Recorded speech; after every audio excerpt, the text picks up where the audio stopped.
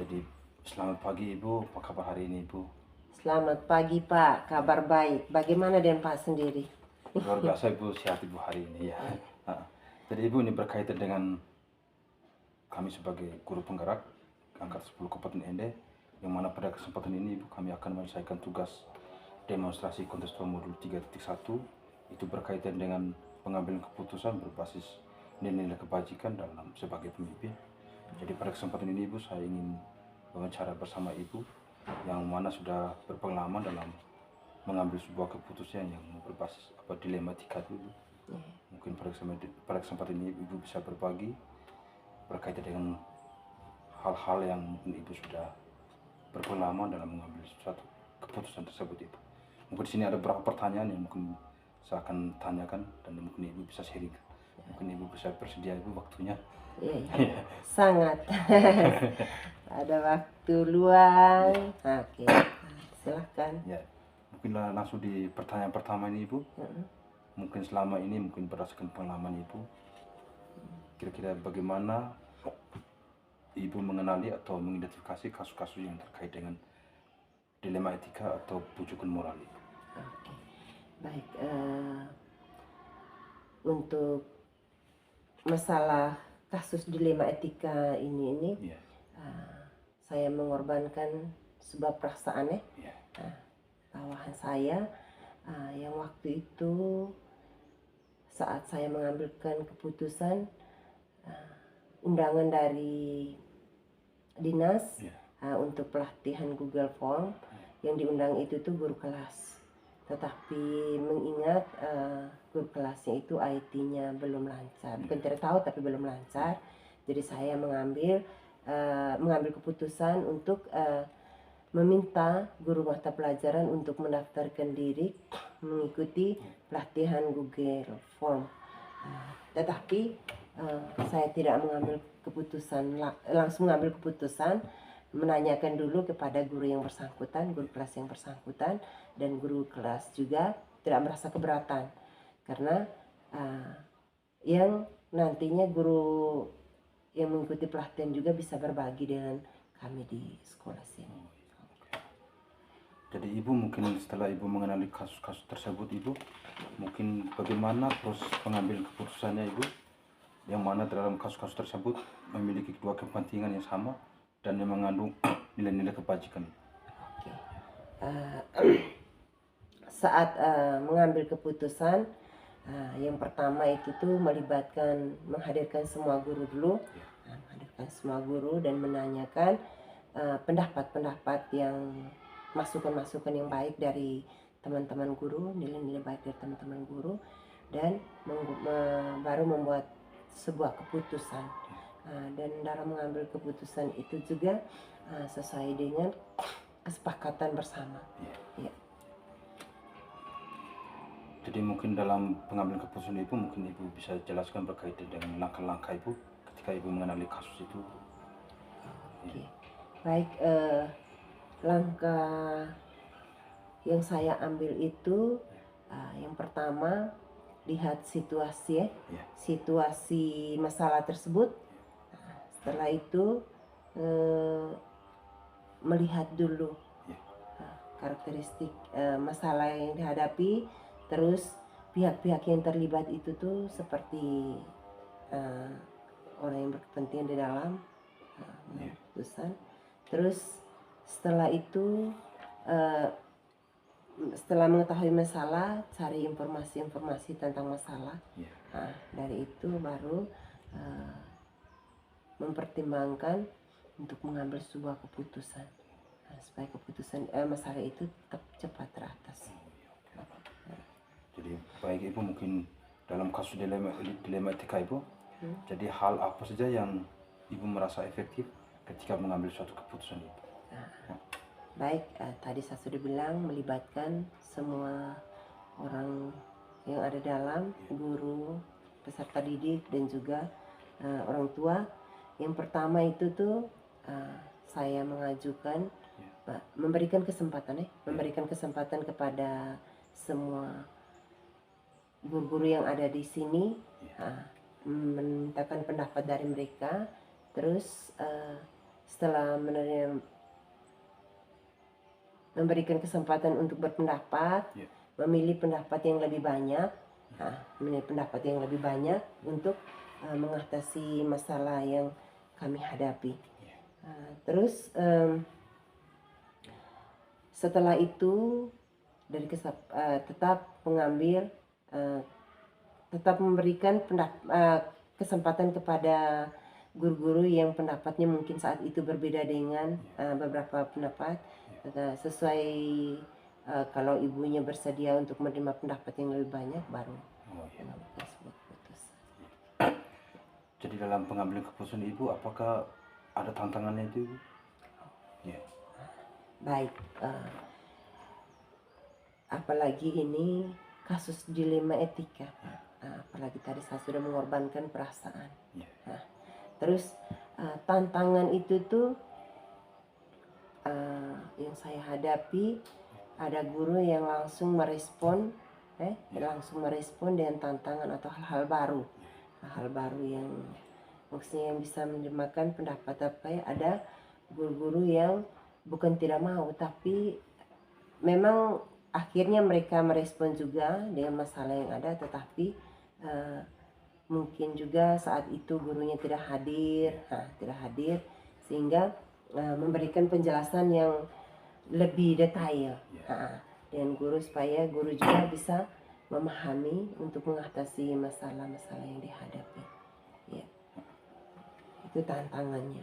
Terus kalau ada juga seandainya masalah yang sangat rumit itu, berarti kami harus libatkan pengurus komite dan masyarakat sekitar. Tantangan yang lain itu contohnya kalau dengan lingkungan sekolah ada masyarakat yang sadar untuk menjaga, tetapi ada masyarakat yang belum menyadari, sehingga untuk menjaga lingkungan sekolah itu tuh tetap kami kerjasama dengan pengurus komite dan orang tua sekitar.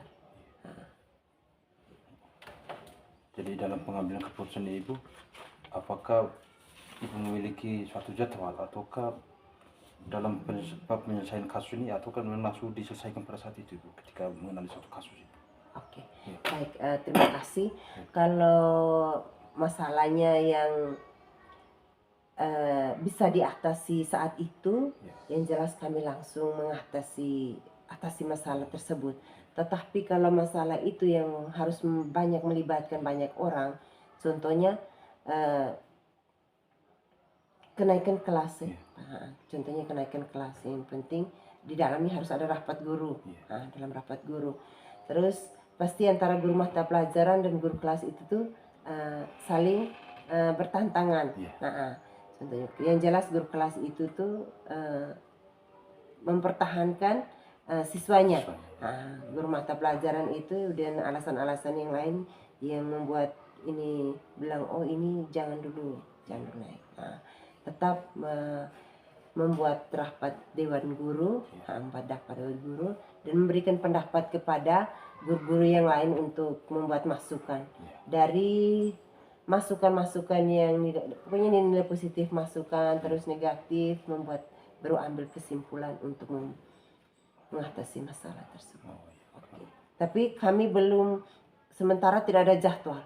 Kalau memang masalahnya yang sangat luar biasa, berarti kami baru menentukan waktu, terus melibatkan stakeholder yang ada di dalam. Untuk sementara kami belum ada jadwal. Jadi baik Ibu, mungkin ketika menangani suatu kasus, entah itu kasus kasusnya ringan atau kasusnya itu sangat berat, apakah Ibu memiliki punya faktor lain ataukah pihak lain yang akan membantu Ibu? Baik, kalau faktor lain itu tuh kebetulan saya juga belajar, sudah pernah belajar di guru penggerak, menjadikan pengalaman saya untuk saya terapkan di sini. Terus memang betul saya tidak bisa mengambil keputusan sendiri. Orang-orang yang ada dalam itu tuh yang pertama itu yang dekat dengan saya itu guru. Terus dengan peserta didik. Memang selama yang saya buat program di sini, mungkin tidak masalah atau kasus, tapi yang selama saya di sini itu tuh dalam membuat program itu tuh kami sudah melibatkan peserta didik. Melibatkan peserta didik untuk membuat sebuah program. Tidak lagi kalau sebelumnya, Pak, ini pengalaman karena saya juga pulang dari situ.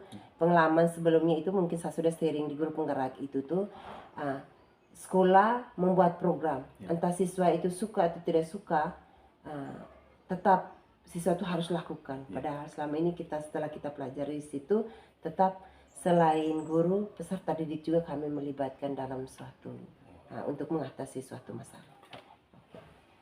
Jadi ini terakhir Ibu. Oke. Dari apa yang sudah sampaikan tadi, Ibu sudah sharing tadi, mungkin pengalaman yang bisa menjadi Ibu pembelajaran untuk ke depan ini berkaitan dengan pengambilan kasus ini mungkin seperti apa Bu? Ya. Oke, baik. Pengalaman yang sudah saya lewatkan, yang saya sudah alami itu menjadi pembelajaran buat saya untuk mengambil keputusan di hari-hari untuk tahap hari-hari berikutnya. Terus dalam mengambil keputusan juga saya tidak boleh emosional, tetap tenangkan diri. Terus yang berikut melibatkan orang-orang yang ada di dalam stakeholder yang ada di sekolah sini, selain guru, peserta didik, orang tua, dan juga tuh ada sekitar sini. Terus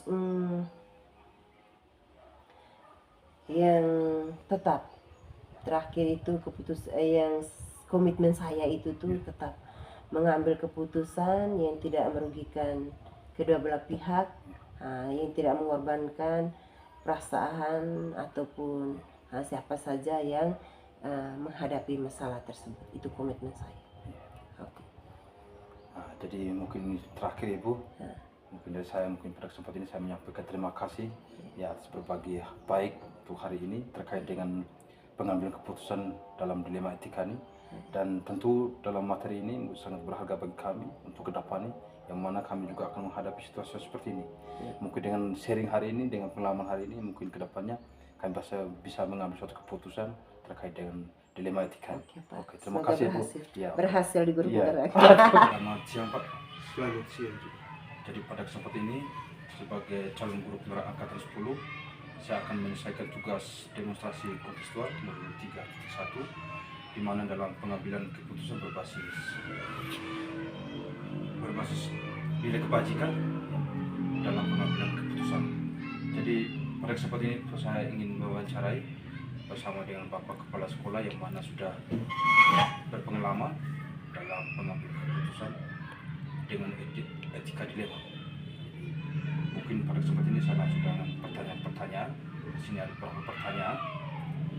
Mungkin untuk pertanyaan pertama, bagaimana Bapak mengenali atau mengidentifikasi kasus-kasus yang merupakan dilema etika atau pucuk gemurah yang Bapak alami selama ini? Iya, terima kasih. Yang pertama, kita mesti mengetahui atau mempelajari atau melihat kira-kira jenis kasusnya.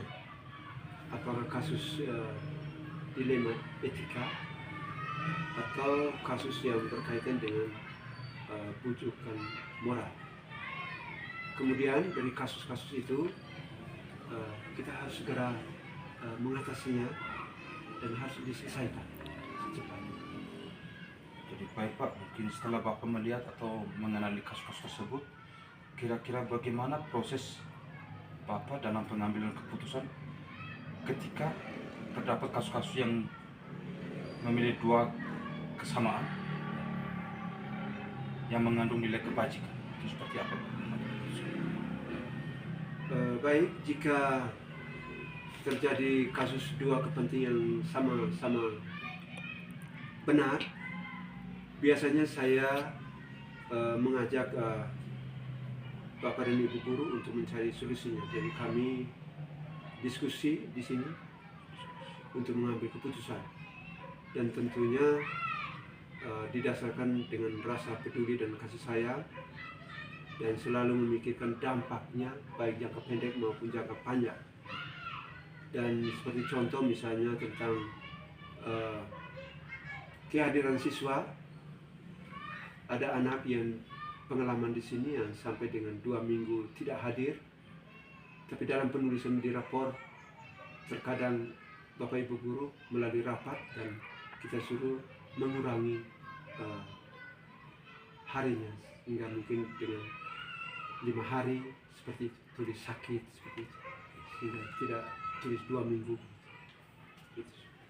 Jadi baik Pak, mungkin ketika Bapak mengambil kebijakan seperti itu, jadi untuk langkah-langkah seperti apa yang bisa Bapak lakukan ketika mengalami kasus-kasus tersebut?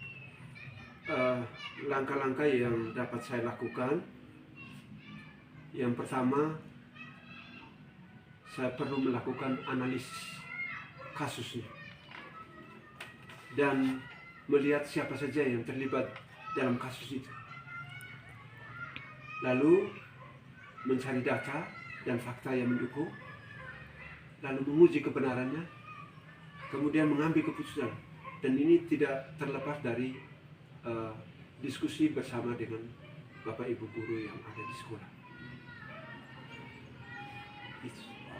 Jadi baik Pak, mungkin dalam kasus dilema etika ini, jadi yang pertama, hal apa sih yang Bapak merasa efektif dalam mengambil keputusan ini? Jadi hal yang dianggap paling efektif dalam mengambil keputusan, yang pertama, bahwa membuat keputusan itu yang adil, tidak memihak salah satu. Lalu kita juga harus menjelaskan alasan-alasan di balik keputusan yang kita ambil itu. Ya, alasan apa? Kemudian ada kerjasama dan keterbukaan dari Bapak Ibu guru yang ada di sekolah. Mungkin ada tantangan? Tantangan bagi pimpinan atau saya dalam mengambil keputusan,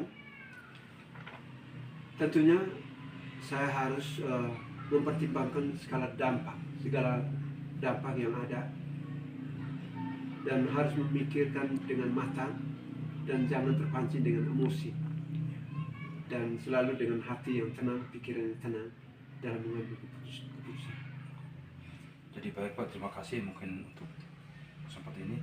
Mungkin yang berikut, ketika Bapak menangani suatu kasus, apakah Bapak memiliki salah satu jadwal, ataukah memang diselesaikan pada saat itu? Dalam menangani kasus yang ringan, biasanya diselesaikan secara langsung.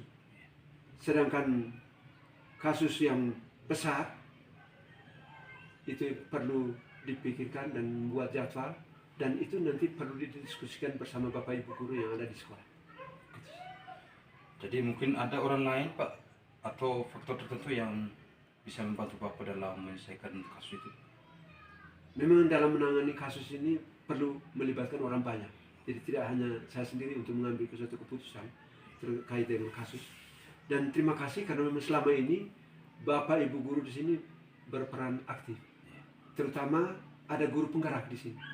Dan ini termasuk Pak sendiri juga termasuk calon guru penggerak yang sudah memberikan masukan bagi kami sebagai pimpinan untuk memberikan sebuah keputusan yang benar-benar diterapkan di sekolah ini.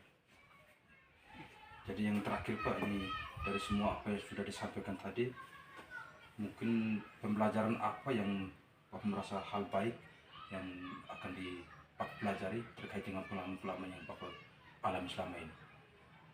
Jadi pembelajaran yang dapat saya petik, yang perlu kita ambil dan ini jadikan praktik baik untuk dan seterusnya. Jadi sebagai pemimpin harus tetap tenang dan objektif dalam mengambil suatu keputusan. Kemudian yang berikut, terus-menerus belajar dari pengalaman yang ada. Dan yang terakhir, kerjasama dan keterbukaan dengan rekan-rekan sejawat yang ada di sekolah ini. Itu sih. Jadi terakhir Pak, terima kasih mungkin atas hal baik yang sudah Bapak sampaikan ini, dan tentu ini sangat berharga bagi kami sebagai calon guru penggerak, yang mana kedepannya kami akan menghadapi situasi seperti ini, dan apa yang kami dapat hari ini mudah-mudahan kedepannya berkaitan dengan dilematika dapat kami atasi seperti yang Bapak sampaikan tadi. Jadi untuk wawancara ini sekian Pak, sekali lagi saya sampaikan terima kasih, selamat siang Pak. Terima kasih.